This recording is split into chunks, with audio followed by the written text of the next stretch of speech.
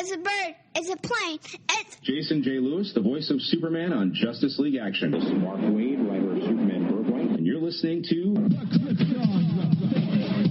the All Things Kryptonian podcast, including Superman and Supergirl. We discuss games, movies, cartoons, TV shows, and comics. Find us on Facebook, Instagram, YouTube, and Twitter.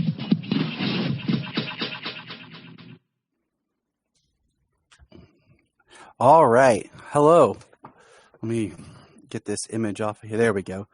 Hello. Hi. My name is Tyler Patrick. I'm the host of the Krypton Report podcast, and I am hosting today the podcast with Sean O'Connell, author of the Release the Snyder Cut book. Are you able to hear me, Sean? Make sure I'm coming in clear. Loud and clear. Can you hear me? Yes, I can. Awesome. Just wanted to make sure.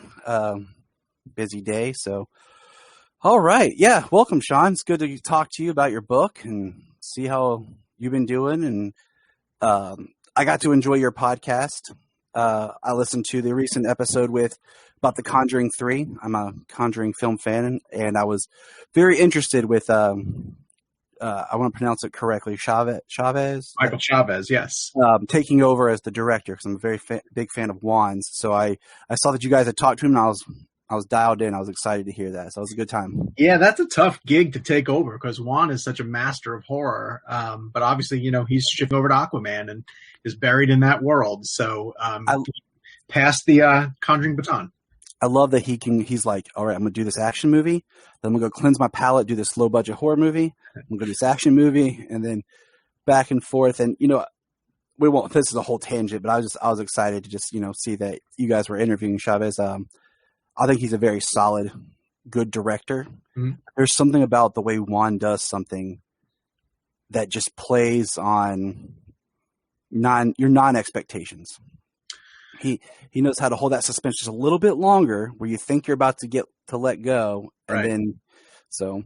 Even what he brought to that one sequence with the trench in Aquaman that one sequence was so successful in terms of how he pulled it off that there was talk of doing a spin-off trench movie, because people just loved the way he handled that scene. So yeah, he's a totally gifted director.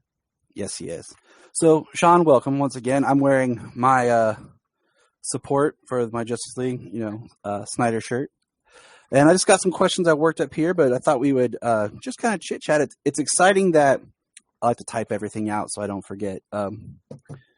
But that you work for Cinema Blend, which is a great website that I visit often. And then I hadn't put the two together yet. And it was like a light bulb came on. I was like, aha. So it's like, oh, okay. Yeah. Yeah.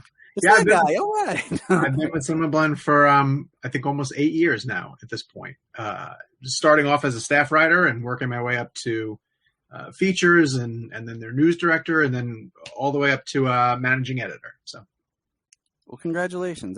It's a great gig, and it's funny because I was a fan of your stuff until I realized that it was you. I was like, it was like the meeting of two different things. Like, oh, hey. Good. So, that's better than the opposite. If you were like, who is this jerk? Who am I talking to? Like, what? This guy. So here I got some questions for you. I saw on your profile, I was doing some research. You live in North Carolina? Yes, sir.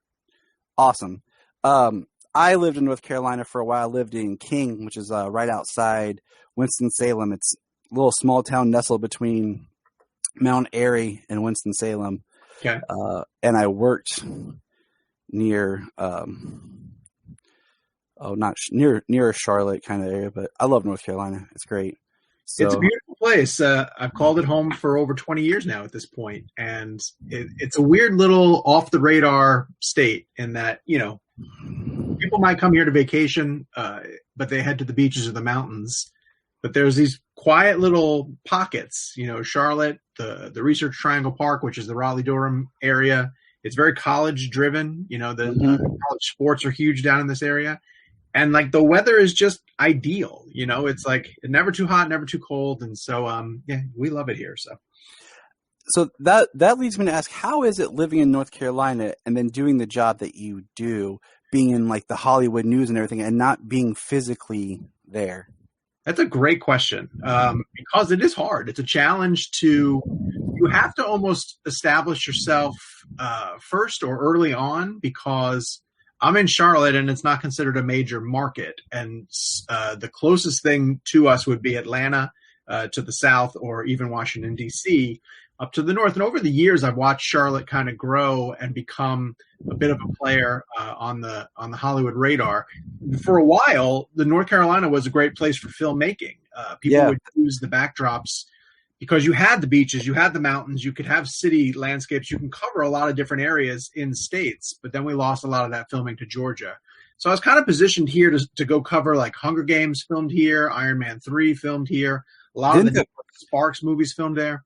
I know that because that's what drove us to North Carolina. Mm-hmm. I won't go into my whole story, but that's what brought us down there. And then a friend of ours, her sister's husband was from the location where they had filmed the Nicholas Sparks movie, Safe Haven. Oh yeah, okay. So we had went out there, checked it out. And wasn't the first Conjuring filmed in North Carolina? I got to go to that set actually and watch them film. And I remember that when Kevin Smith was down there for Tusk, because that's right as we had moved down there, and I was like, "Hey, that's funny."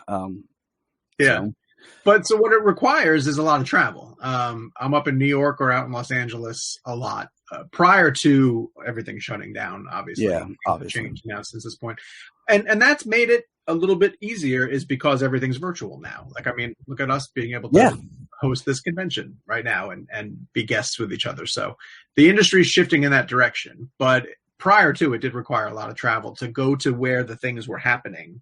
And so now I'm able to sort of do it from this office.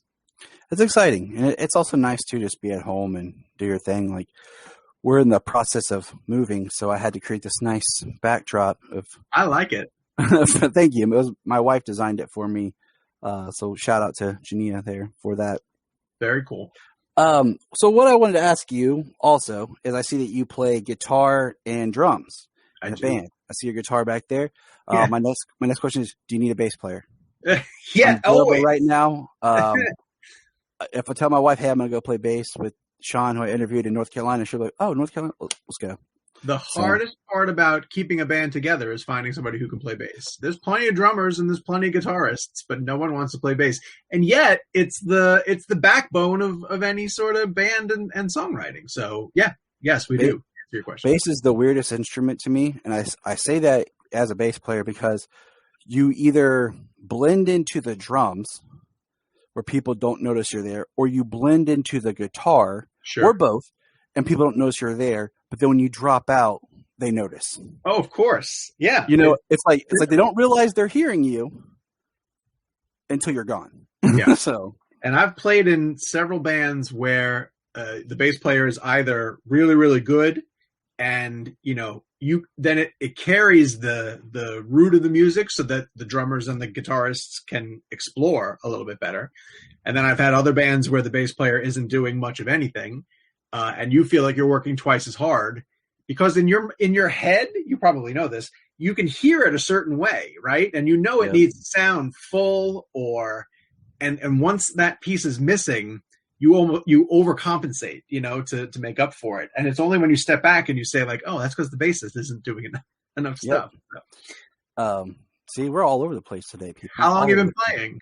Oh man, I started in '95 with upright. Okay. And then I went on to electric, took a break, started in high school, and then after high school I was in bands. And I think right now is the longest stretch I haven't gone with actually playing, because it becomes playing every now and then because, I'm home with the kids and work. And then, all my friends are doing their things, and it's like finding people who want to play, and also find people who want to play and have that same creative mind of what you want from your sound. Sure. That's the hardest part I found, is some people have that very, like, this is what I want. Some people have that open, like, let's bring our collective ideas together. And that really gets to be the hardest part of making music, is just finding people with a similar taste. And the older you get, when you're younger, you can be plugged in and your social life is different. It's easier. But as the older you get, it's like, man. Well, and to that end, like I I played bass in one band in college, only because they had an established setup and they were friends of mine. And I said, okay, I'll play bass. And I had so much fun with it. It's actually a lot of fun, especially if you're a guitarist. It's kind of that mindset, but you play it a little bit. You go differently through the songs.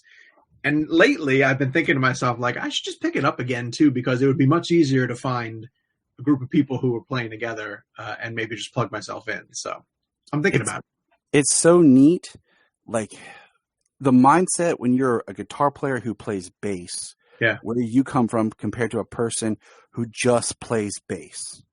And that's why I feel like bass is so interesting, because you have variant styles and everything. Mm-hmm. And like I said, I remember I played this one show, and they were very much like a heavy band where the bass was very much just thumping. Yeah. And I personally like to hear my notes, to be loud, but like hear my notes, hear my sound. So yeah, we could probably keep going about this, but I just thought that was a cool fact. And I was like, maybe he needs a bass player. Everybody needs a bass player. Sure. So we're here to talk about, you had wrote a book called Release the Snyder Cut, which thankfully has occurred. I noticed I was looking at the release date. It had come out in March, shortly before the film had come out. And what I want to know is, were you a fan of Zach's before the writing of the book? I was, but not nearly as much as I have become since dedicating my amount of time to it. And what I've come to realize, the thing that I really liked Zach's films, but I had issues with his DC films specifically. I loved Watchmen. I loved 300. I wasn't crazy about Sucker Punch. I think that's a studio metal thing. We won't get into that whole, but yeah, I've read enough that what was released was, cut down and altered compared to what his vision was. I had a lot of issues with Man of Steel, and then I liked BVS. I liked the direction it was going, but the thing that really tipped me back into Zach's column, essentially, in terms of what he was trying to do with DC, was the Ultimate Edition of Batman versus Superman, and the way that it filled in the cracks and the way that it expanded on, like, when I watched the theatrical cut, I felt like this feels truncated, right? Like, it feels like we're racing through a lot of different things, and there were certain things in it that just didn't make sense. It's tight. It was very tight. Like, nothing had a chance to breathe. It was like, here, go. Yes. So. Right. And when you get Lex, driving the bus essentially through a lot of the things that happen over the course of the film, and that motivation gets filled out more, and you get amazing scenes of Clark, like, investigating, you get Clark. You actually get Clark. Yes. So that's when I kind of opened my eyes more to, like, oh, there's a lot more going on in Zach's DC films specifically. And so I kept going back and rewatching. And I've come to really appreciate Man of Steel. It doesn't mean that I've overlooked some of the issues that I've had with it. There's a couple of key things that, like, still, when they happen, I'm like, hey. Is it the one where he jumps between the tanker as the tanker hits the building and blows up? Because that's like one of mine that I'm just like, you could have just stopped the tanker, man. You didn't have to do the cool slide between, because now, like, the tanker blows up and, like, yeah. keep building. I'm like, That is no. My biggest thing is Jonathan telling him it would be okay to let people die. I can't get past that. Like, I'm always going to have an issue with that, and it's just I don't know. I'm not quite sure. I understand it. I completely understand why Zach is doing that in there. I don't agree with it, but that's okay. Like, you're allowed to do that. So yeah. So that brings my next question is, which film would you say is your favorite film of Zach's? Oh, of his DC films or in general? Overall, in general. It's probably Ultimate Edition of BVS. That is such an ambitious film.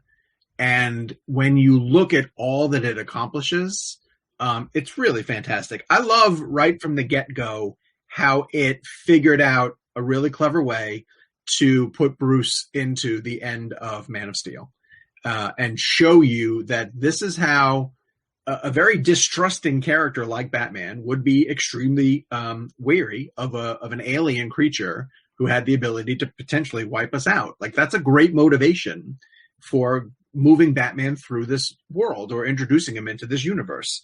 And, that's a hard thing to do. And I know that people at the time wanted to see like a Batman Superman team up movie. And Zach just chose like, no, I'm going to come up with a story where they are antagonists, but give you a legitimate reason why they're antagonists. And it wasn't until Ultimate Edition really laid out how and why they were being worked against each other, by Luthor, that I was like, oh, this is really, really great. And that's the one where I go back and rewatch that multiple times. So I think that's got to be the one. I really appreciated the introducing Batman older. I like that we jump ahead in his career so that if we want to, at the time, we won't go down any rabbit holes, but at the time, like having an older established Batman. So if we wanted to throw in Robin, Batgirl, Nightwing, anything, we could then, be in the sandbox with those. We didn't have to do this film introduces this person. This film introduces this person. So I liked, and personally, that was, before it was even announced or anything, a friend of mine were just chit-chatting about how would you bring Batman back, or would you do another Batman film? And I said, if I did, I would jump his story ahead. I wouldn't start from the beginning. And I appreciated that as far as... And yet, what does it open with? The murder of the parents. I think it's like if you're directing Batman, you're like, I have to put my stamp on it. Like, I feel like that's every director. Because, even Schumacher tried to put it in there when he did Batman Forever. Yep. So it's like every director's like, I have to put my spin on the murder. And I'm like, okay. But at least it wasn't a whole long, drawn out scene, Yeah. So with that, sorry. What is your favorite character from the Justice League in the character period and then in the films? My favorite is Flash,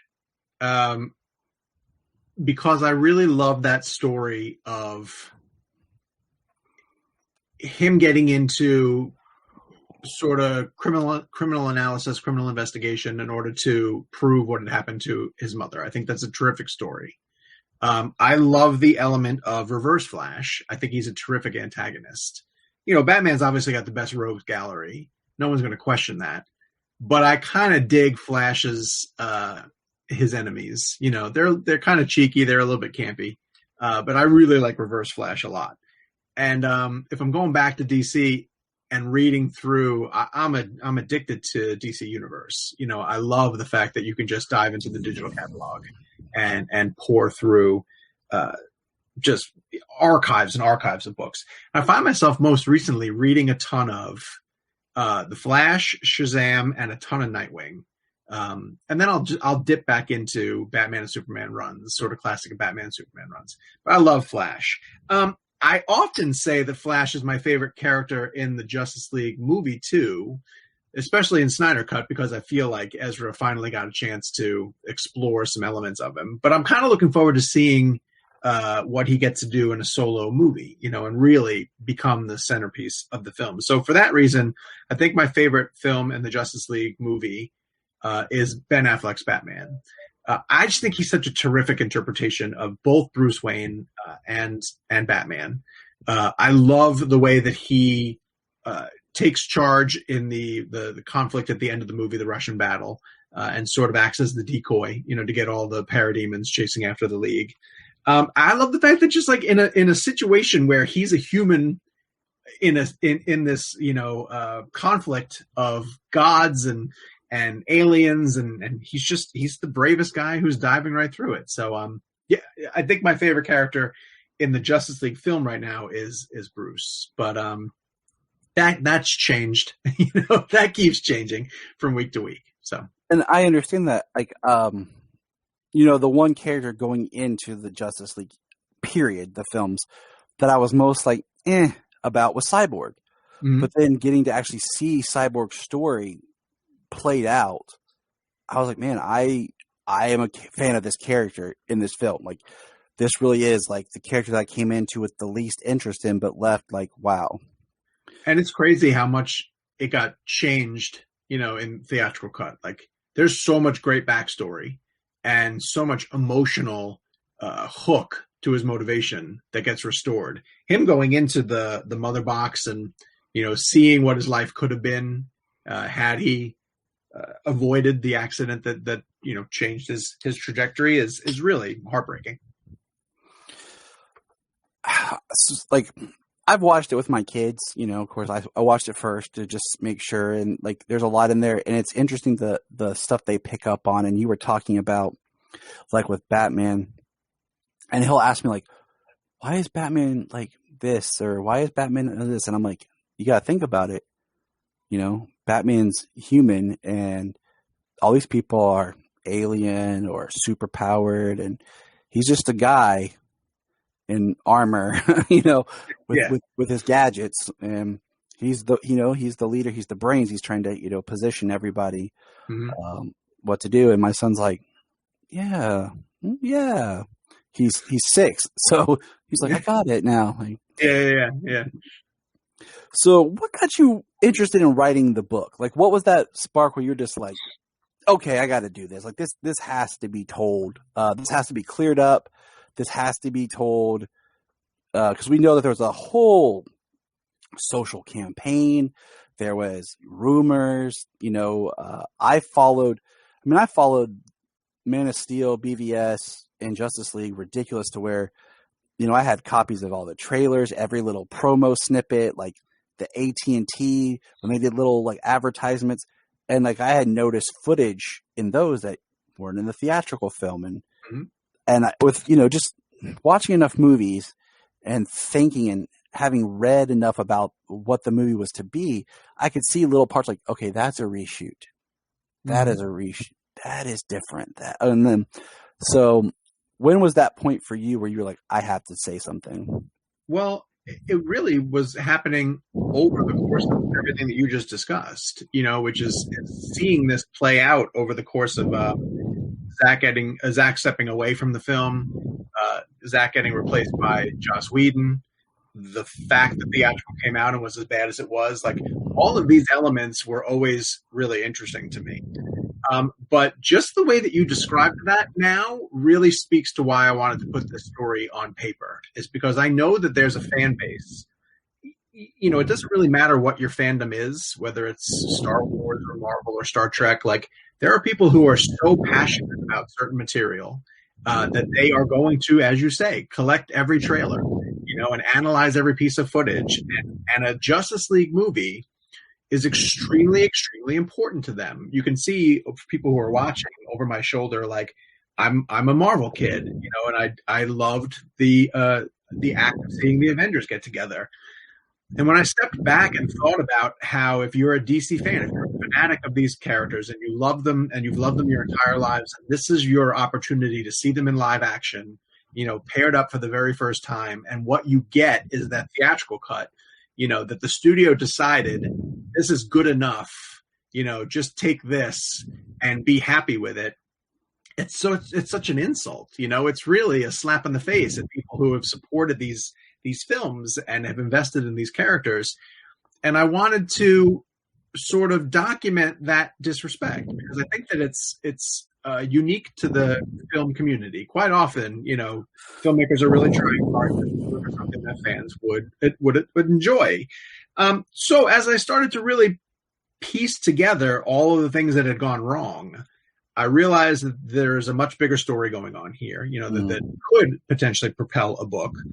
And then the next step to it was, my wife was the one who sort of said, like, okay, the film element of it is really interesting, and I get why you're interested in all of that, but she's like, I'm way more interested in the human element of the movement and the people who are spending all their time on social media and pushing the hashtag and raising money for AFSP. And once I started to figure out that whole side of it, I was like, oh, there's a great story here. And truly, the reason I'm in film journalism in the first place, the reason why I love movies as much as I do, is because I just love stories. Mm-hmm. I'm a story junkie, and this is a terrific story from no matter what element you take it from, whether it's Zach's side or the Hollywood side or the fan side, like, all of it's compelling. And so as long as you can get to the heart of what makes it interesting, I figured it would be a pretty good book. And you're talking about, putting together the book. One of the questions I thought about would how, you have, of course, being with Cinema Blend, the ability to talk to more legitimate sources, but how are you able to kind of navigate to understand what was real, what was studio puff, what was just fiction and rumors, so that you could tell the most clear story and understanding of what occurred? Yeah, it's hard because you have to put a lot of faith and trust into. I try not to follow up with too many people because there's plenty of people in the movement who live anonymously, and who weigh in and contribute behind screen names that you don't necessarily know who they are.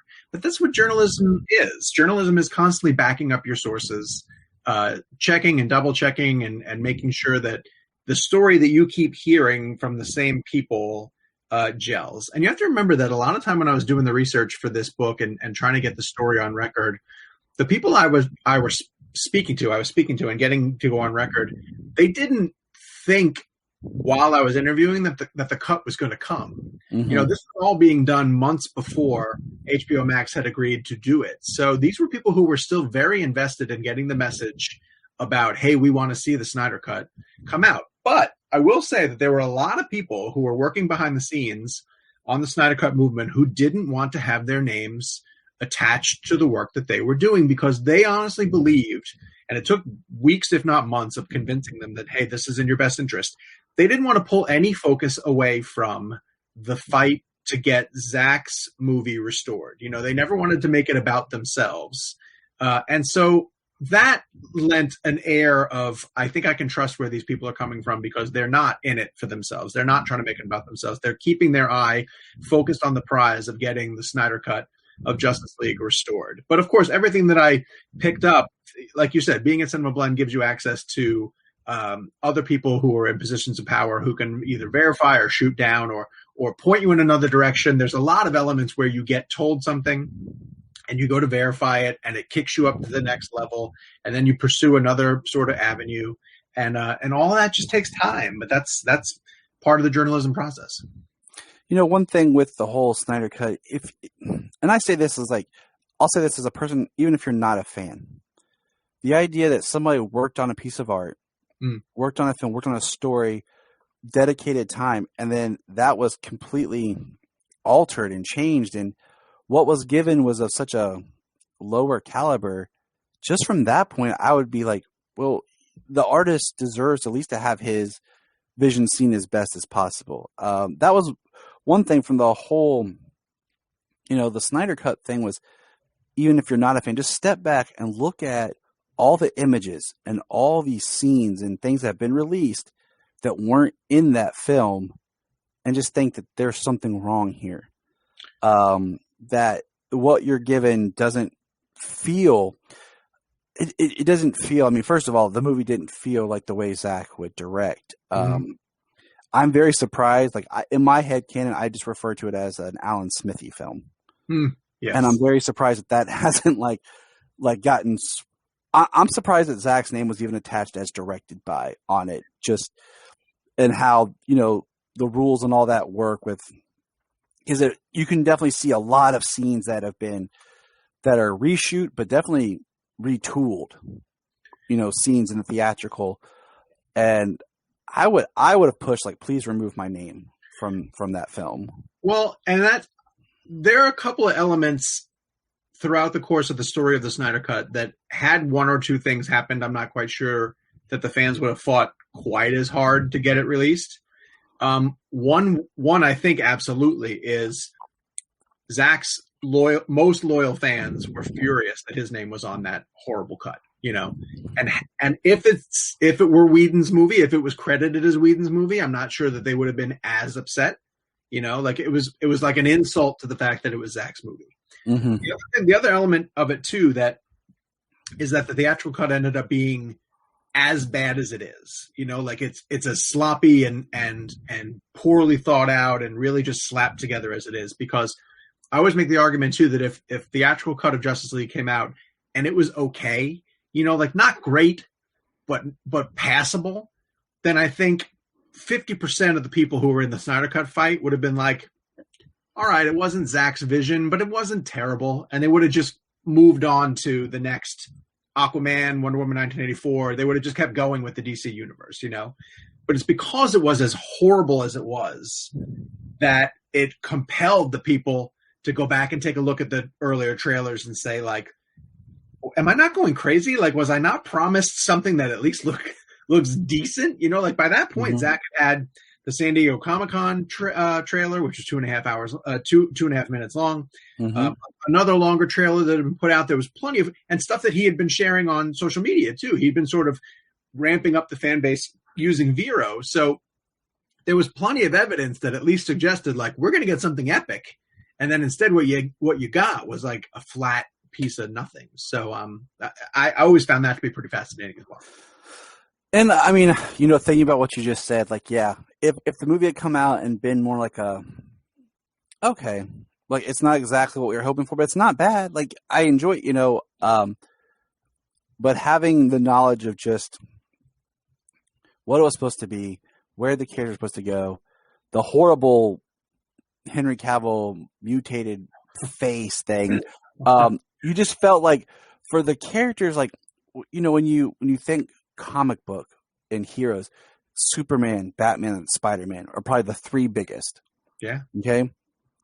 And you see how the two biggest are in this movie that even if you don't like Snyder's vision, you know, but having a complete actual vision and not something hooked together is better for just an experience. Because then you say, okay, I don't like that compared to this, like, what is this? It's you know, the two biggest characters are in this thing where you're like, this just doesn't feel right. Right. It's like, and like you said, this is the pantheon of the DC Comics characters, you know, and this is their first live action film together. We should be excited that we're seeing this. And then what we get is just subpar. And I mean, if it had been like for example, I really like the Shazam movie. Mm-hmm. Okay. But if like you had gotten the kind of quality you got from Justice League in a Shazam movie, you'd be like, okay, it's a Shazam movie. Yeah. You know, he's like a second tier, you know, not as big, and your expectations for that aren't as large.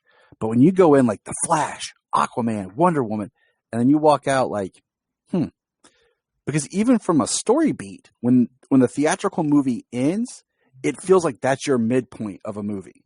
Yes. It feels like, okay, like we're about to go into the third act, but it's like, this is done. Yeah, it does. Yeah, it definitely doesn't help that there are 2 chapters before it that set a tone, right? You know, that establish what this world can be, and then you step back. Like if this was the first movie in a franchise, you'd be like think about like the way that the Fantastic Four tried to get launched, you know, and came across as like a kid sort of movie. Mm-hmm. You mentioned the Shazam movie, like that's a pretty good accurate representation of a character who is a kid, you know, who then gets blown up to superhero proportions. Like, I understand why you keep that tone. But the comparison I kind of make to it is, you mentioned Spider-Man as being as huge as he is. Like, by the time they got to Mark Webb's second Spider-Man movie, The Amazing Spider-Man 2, there was a lot of studio meddling going on in that case. And there is a very small push to get the web cut, you know, of that movie out there. I would love to see that. I would too. But by that point, we'd already gotten 4 Spider-Man movies, right? Mm-hmm. So the fans aren't as furious because they're like, well, I've got a bunch of other Spider-Man movies. Like, you don't have other Justice League movies. That was your Justice League movie. And people couldn't get past that. And I don't blame them. I wouldn't either. Yeah, it's because you get another film of all those characters. You know, it's not, like I said, just one character, especially where it's like Batman or Spider-Man. You're like, give it a few years, they'll reboot it. Yeah. You know, it's kind of stunning that there's not a Justice League movie on the radar at DC. Like, how are they not planning at least another version of the Justice League? That's your bread and butter. That should be your crowning jewel.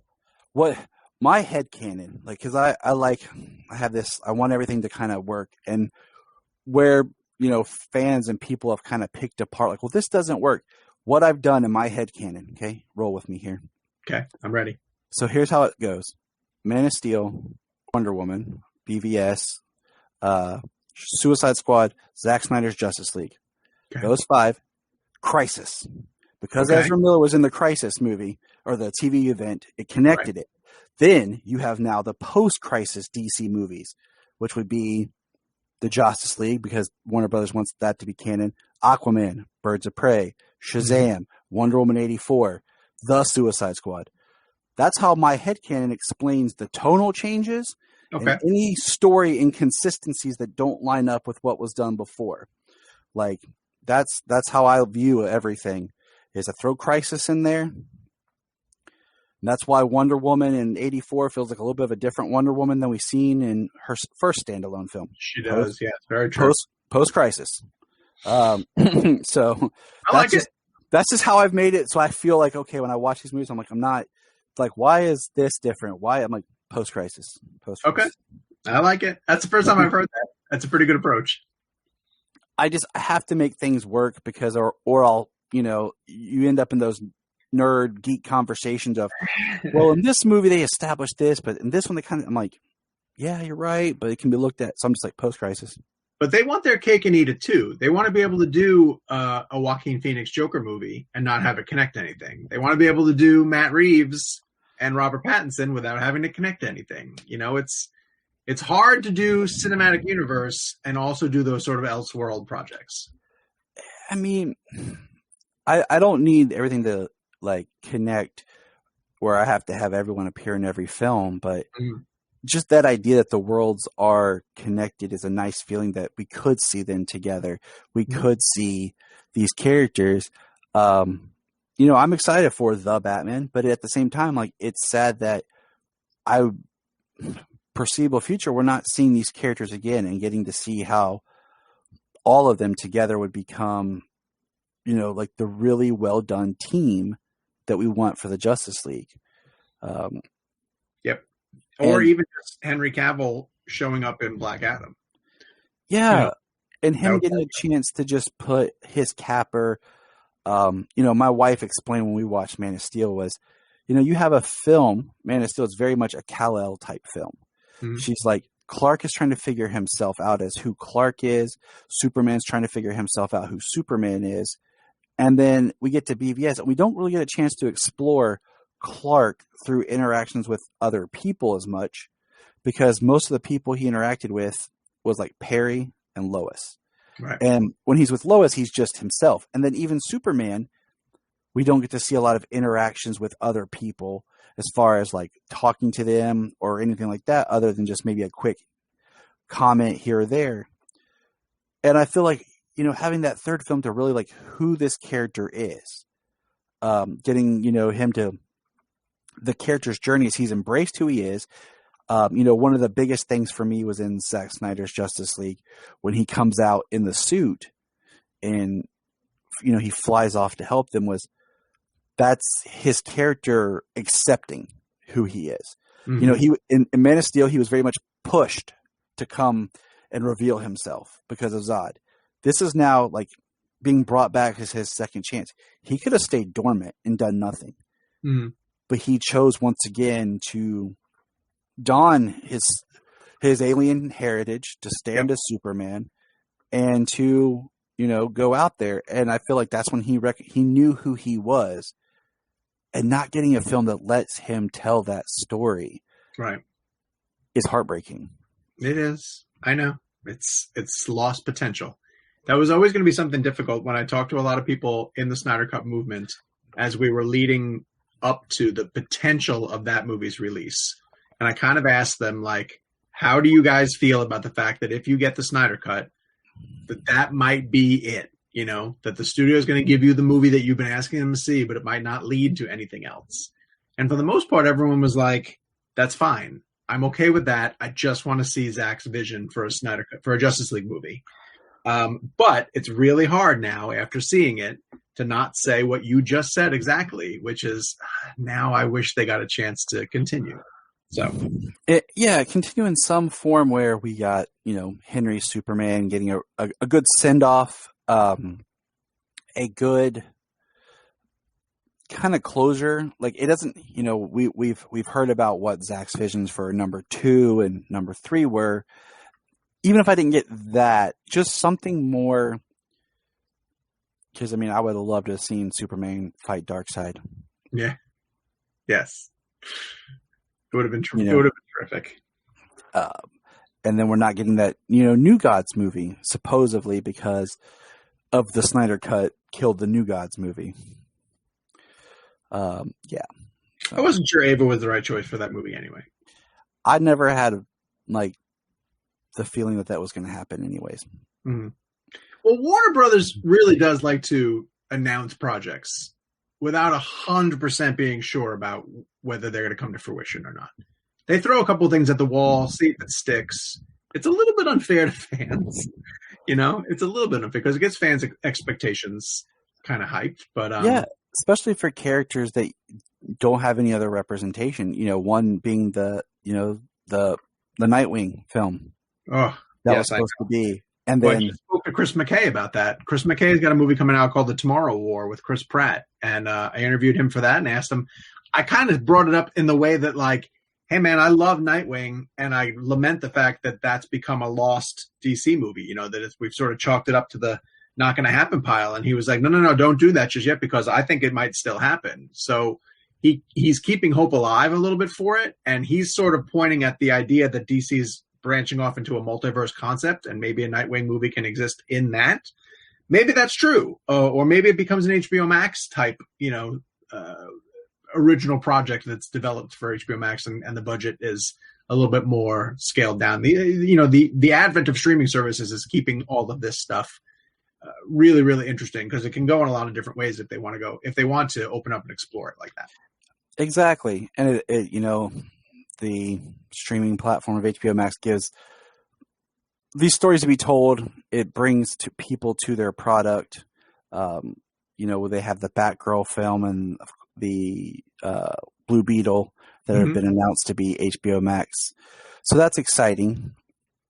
The other thing I was going to ask you was, I can't even remember. We're all over the place so much. And I'm like, I know we only have so much time, so I don't want to open too many rabbit holes for us to follow down. But I wanted to point out, I was looking, so I have here, I'm going to put in the notes the Amazon link where people can go and get your book to really understand this whole story, this whole journey that, because a lot of people didn't understand it's just an alternate cut or it's no. I think the best representation I saw someone put was, it wasn't a altered film. It was a deleted film. And I thought that was really, really strong because there's so much that's different. And even the things that are similar are still different.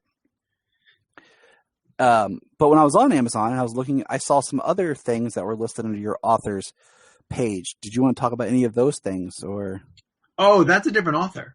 That's what I wondered. And I was looking through it and I couldn't tell for sure, but I was like, you know what? I'll just throw that out there to him because they're very much different books. Yeah. I was like, it feels very different, but it's under his name. So I'll just kind of ask him if he wants to talk about it. Okay. If not, then good question. No, I good will question. just pretend like it didn't happen.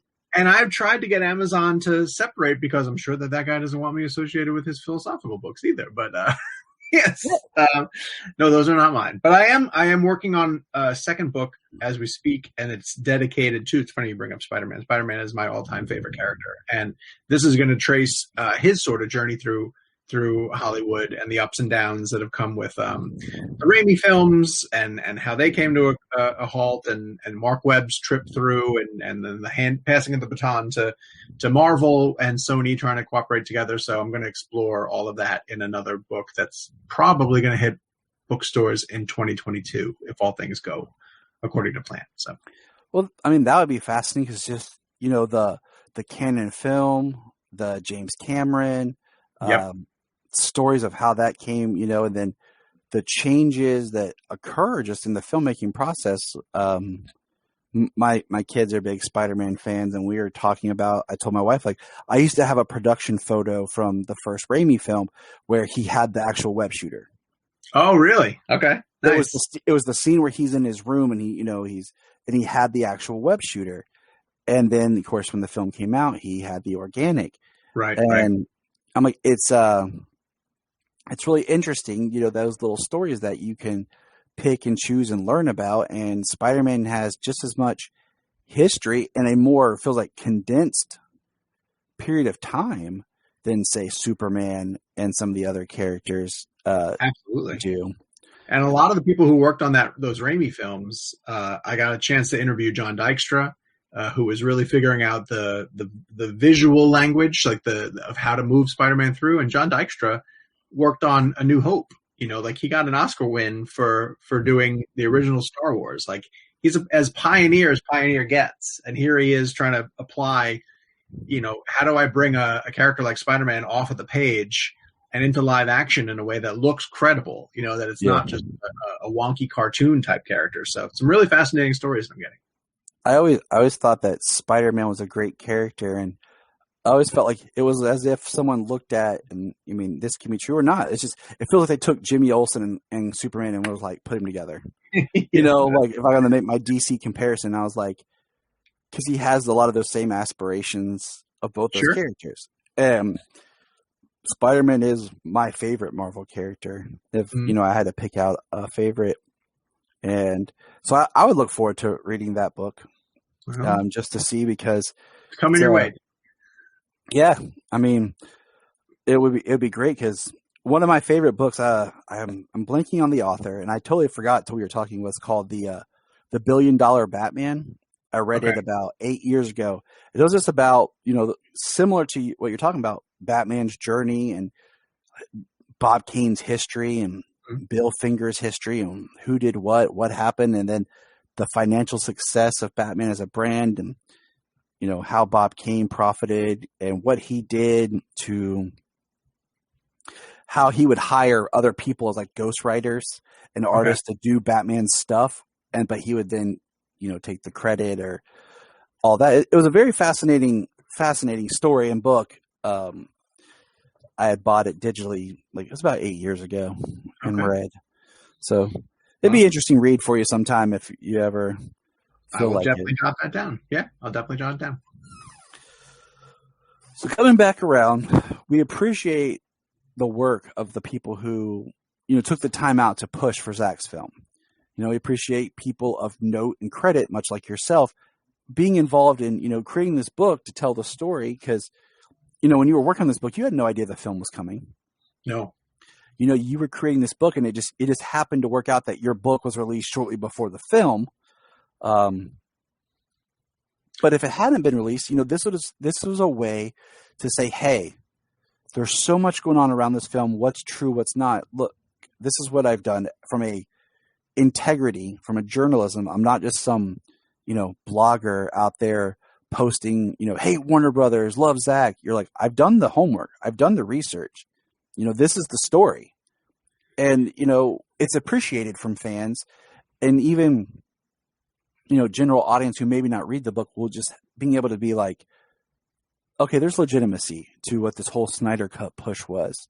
There's a story here. A lot of people have compared it to the Donner cut of Superman 2. Mm-hmm. Very much so. Which took 25 years to happen. People don't realize how long, and not that fans were pushing for that, but like every once in a while that topic would come up and they'd be like, well, there's a longer cut, or Richard Donner filmed a lot of footage when he was doing the first Superman movie. And then, almost casual audience would be like, oh, I didn't even know that. I didn't realize that there was a different thing. No, you're right. I just wanted, even without knowing whether the Snyder Cut was coming, there was enough really cool stuff happening in the movement.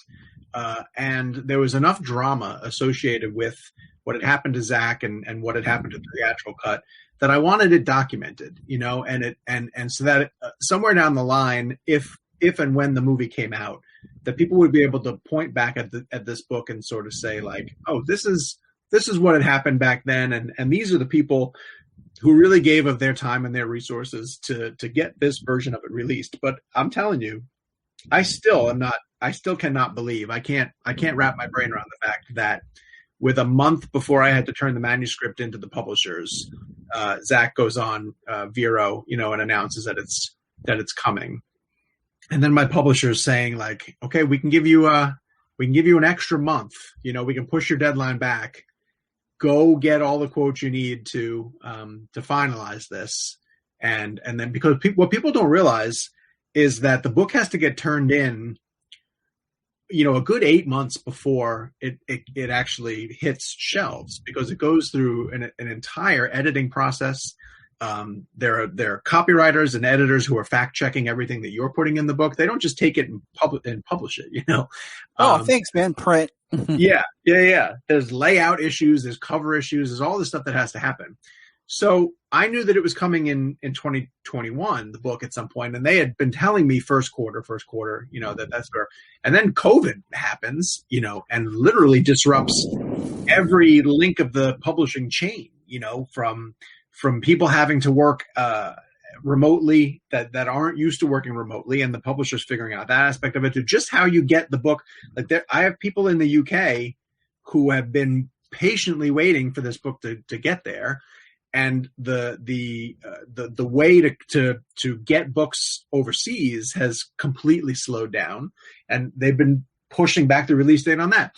So you're aiming at a target, and the target's constantly moving, and yet somehow the book still lands, 2 weeks before the movie hits HBO Max. Like, that's impossible to me, and I will never understand how lucky I was to have the timing of that sync up the way that it did. I mean, it's great because, it works out because, when your book lands, it's really the hot topic. If people are talking about, people are like, and then people who don't know what is going on, it's a quick reference guide to, well, this is the story about this. Oh, okay. I can read this. I can go through it. It's funny you were talking about like the UK. I learned, I wasn't sure if it would work, but I was able to actually purchase my 4K Blu-ray of the Snyder Cut from Amazon UK. Yeah, sure. I've heard it's available there early. Yeah, because I have friends in the UK who are posting things about it, and they had never made an announcement for physical release here in the States. Yep, still haven't. And, part of me feels like they won't, because that's part of that HBO Max brand where they want people to go to, or they'll wait a year or two down the road to do it. And I'm still I like having my physical media. Mm-hmm. You never know. Storm comes, internet issues, whatever. I can watch it, but also we were talking about this, my wife and I were about, digital files, they can alter and change, and then that's it. Yeah. You can't. But having that printed, like, this is same with like a book, like this is printed. I have it. I'll go lock it in a vault, because I've waited, this movie I heard about, I was looking, 2016, they started filming. Yep. I looked at my Blu-ray. Did it arrive? It's there? Okay, yep. Good. Very nice. It's packed with everything else, as we're trying to move, but I have it. All right, good to know. I look at my son, I'm like, when you were 1 year old, your sister wasn't born yet. We watched the trailer for this movie, and it's been in my mind. And like, I mean, the whole, current DC thing is just crazy that Man of Steel came out, BVS was announced. And by the time that BVS came out, my son had been born and was 1 year old. Right. Just how much everything had been talked about, that now I'm like, the movie that I was promised in 2016, I now have finally, and I have my kids and they've grown up. Like, imagine if you had to wait 25 years like the Donner fans did, like it would have been insane to get the Snyder Cut 25 years from now. I mean, but it took Superman Returns to bring the Donner Cut, and it's crazy because I feel like you didn't have the means like this, like hashtags and everything like that, to really push that, and no one thought in that mindset of alternate cuts or a director's, and that's just something that's built up over time with DVD, VHS, now digital streaming, where it's possible. Sure. The advent of streaming, I've said that I don't think the Snyder Cut would have arrived nearly as quickly as it had if not for streaming. Or maybe not at all.